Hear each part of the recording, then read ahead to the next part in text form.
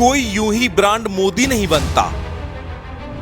दुनिया भर में मोदी के नाम का डंका यूं ही नहीं बजता। जो मोदी करते हैं वो कोई नहीं कर सकता। जो मोदी सोचते हैं वो कोई नहीं सोच सकता। आज एक बार फिर मोदी ने कुछ ऐसा कर दिया कि लोगों के दिलों में बस गए। गुजरात और मोदी का कनेक्शन कुछ ऐसा है कि आप दोनों को एक दूसरे से जुदा नहीं कर सकते। मोदी मतलब गुजरात, गुजरात मतलब मोदी।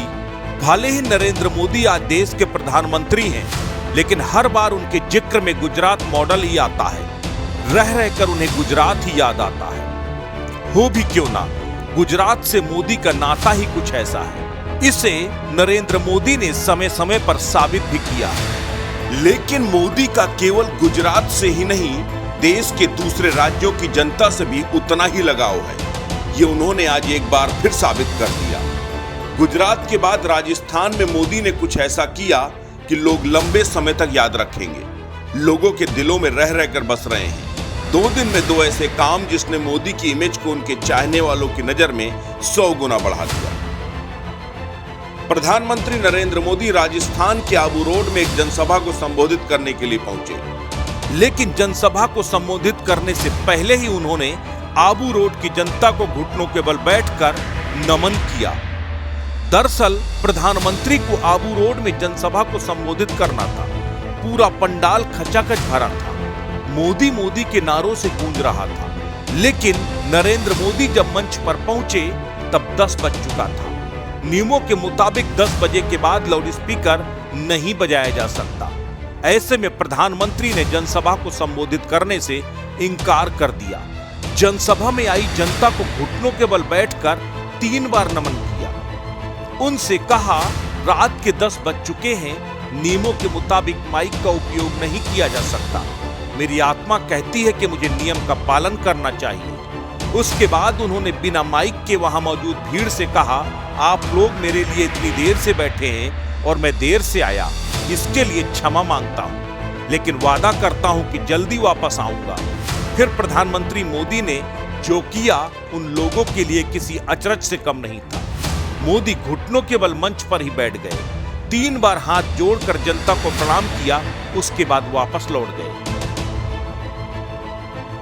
ये प्रधानमंत्री नरेंद्र मोदी के अनुशासन और शालीनता की एक ऐसी तस्वीर थी जो हर किसी के दिल में बस गई।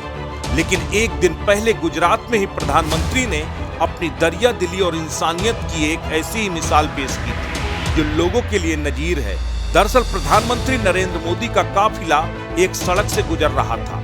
पीएम की रूट की वजह से सभी गाड़ियों को रोक दिया गया था।